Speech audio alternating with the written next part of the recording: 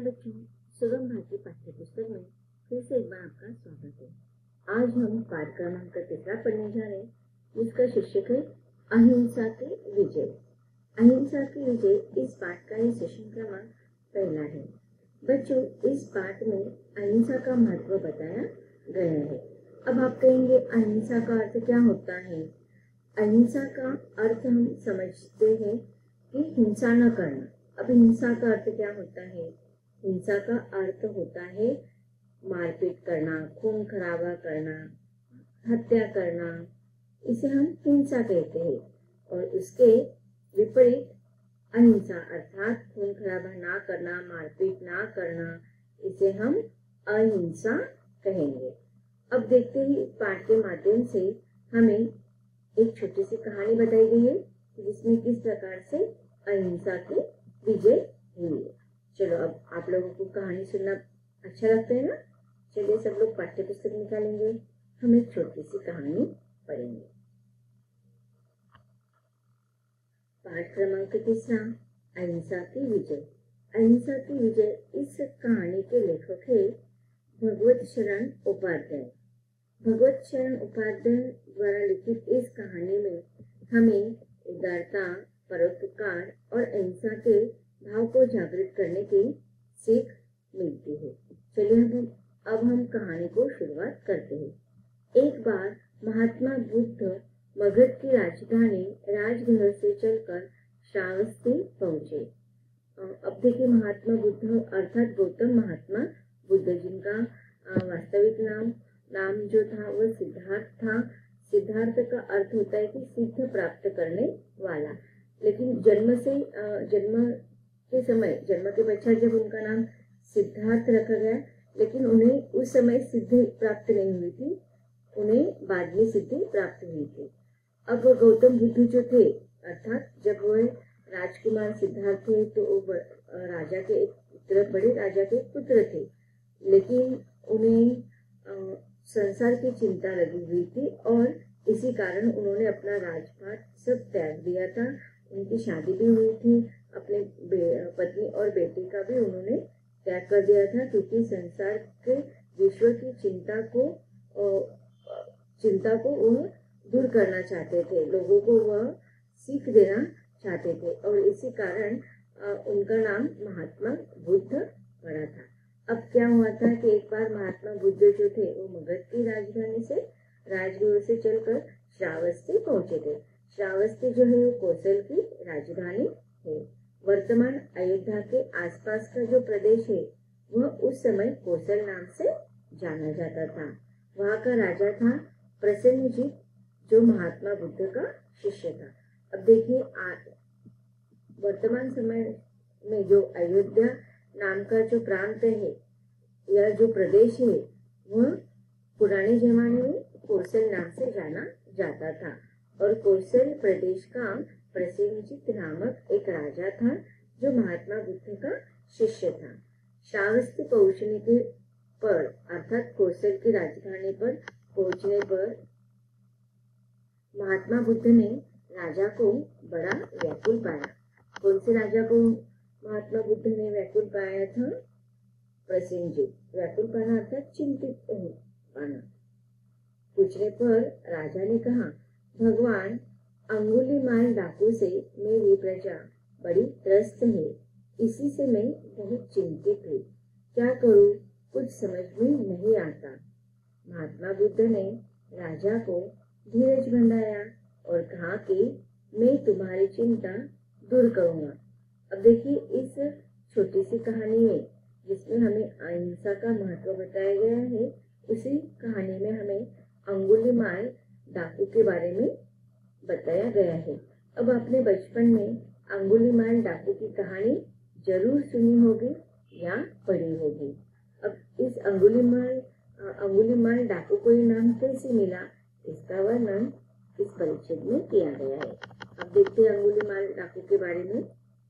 अंगुलीमाल बड़ा भयंकर डाकू था। उसके अत्याचार से प्रसेनजीत की प्रजा त्राही कर रही थी। उसने 1000 आदमियों की हत्या करने की प्रतिज्ञा कर रखी थी। परंतु वह कितने आदमी मार चुका इसका हिसाब रखना उसके लिए कठिन काम था। इसके लिए उसने एक युक्ति निकाली। वह जब भी किसी का वध करता तो उसकी एक अंगुली काट लेता। इस प्रकार उसके पास अंगुलियों की एक माला से बनती जा रही थी जिसे वह गले में डाले रहता। इसी कारण उसका नाम अंगुलीमाल पड़ गया था। तो बच्चों, अब समझ में आ गया आपको अंगुलीमाल डाकू का नाम अंगुलीमाल कैसे पड़ा था। अंगुली का अर्थ क्या होता है? अंगुलीमाल, इस पूरे शब्द में अंगुली का अर्थ होता है कि हमारे हाथों की उंगलियां। अब देखिए, अंगुलीमाल जो डाकू था उसने क्या प्रतिज्ञा ली थी कि वह 1000 आदमियों की हत्या करेगा, ऐसी उसने प्रतिज्ञा ली थी। और वह बहुत सारे आदमियों को मार चुका था अब तक, लेकिन उसे गिनती याद नहीं थी कि अब तक कितने आदमियों को मारा। ये हिसाब उसको याद नहीं था। यह बहुत ही कठिन काम था। कैसे वो याद करके रखेगा ना, कि उस समय तो आज के जैसे आधुनिक जो हम वैज्ञानिक तकनीक का यूज करते वो तो नहीं था। तो 1000 आदमियों को मारने का प्रण उसने लिया था, लेकिन बहुत सारे आदमियों को उसने मारा था, लेकिन उसे याद नहीं था। उसका हिसाब रखना बहुत कठिन उसको हो रहा था। इसके लिए उसने क्या किया, एक युक्ति निकाली।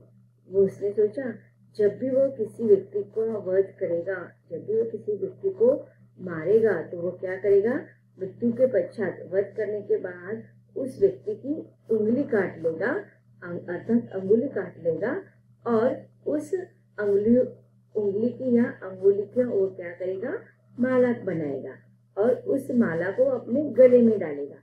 तो उस प्रकार उसे पता चल जाएगा कि उसने अब तक कितने व्यक्तियों का खून किया है, कितने व्यक्तियों का वध किया है। और इस प्रकार अपने गले में वध किए हुए व्यक्तियों के उंगली को काटकर वो माला के रूप में पहनने लगा, और इसीलिए उसका नाम अंगुलीमाल डाकू पड़ गया। अब देखिए, ये कहानी सुनकर आपको और एक कहानी याद आ रही होगी। इससे बहुत सारी कहानियां हैं, लेकिन सबसे एक विशेष कहानी है वाल्मीकि ऋषि की।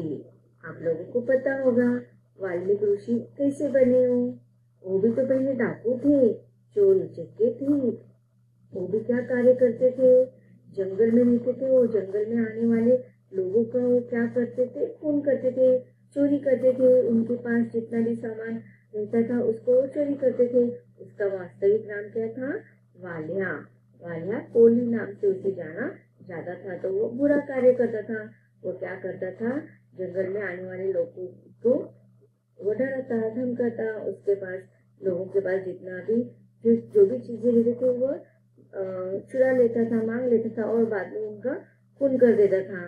तो ऐसे ही वह हमेशा करता रहता था। वो भी तो डाकू था, खूनी था। लेकिन एक बार भगवान नारायण वहां से जा रहे थे, ईश्वर नारायण, और नारायण को उसने वाल्मीकि ऋषि ने रोक लिया और पूछा, अब तुम्हारे पास जितना भी है, साथ सोने की वस्तुएं, जो भी होगा, धन दौलत, मुझे दे दो, और उसके बाद मैं तुम्हारा खून कर दूंगा। लेकिन ईश्वर नारायण बोले, मेरे खून करने से क्या होगा, और चोरी करने से भी क्या होगा, तुम्हें कार्य क्यों करते हो। जब वाल्मीकि ऋषि ने कहा था कि यह मैं अपने लिए नहीं करता हूँ, ये तो मैं मेरे परिवार के पेट पालने के लिए करता हूँ। तो नारायण उन्हें समझाते, ईश्वर नारायण उन्हें समझाते कि ये पाप है, ये कार्य करना अच्छी बात नहीं, बुरी बात है। तो वो कहते कि नहीं, पाप ये कुछ नहीं है, तो मैं अपने परिवार वालों के पेट पालन पोषण के लिए सारे काम करता हूँ, तो इसमें पाप कैसे, तो पुण्य है। तो नारायण बोलते हैं कि जाओ, तुम्हारे इस पाप में जिस तरीके से तुम अपने घर परिवार वालों का लालन पालन करे, यह आपके उस पाप में आपके परिवार वाले लोग हिस्सेदार हैं। तो वो कहते हाँ जरूर होगा। तो नारायण कहते कि मैं यहीं पर रुकता हूँ, तुम घर जाओ और अपने परिवार वालों से पूछो।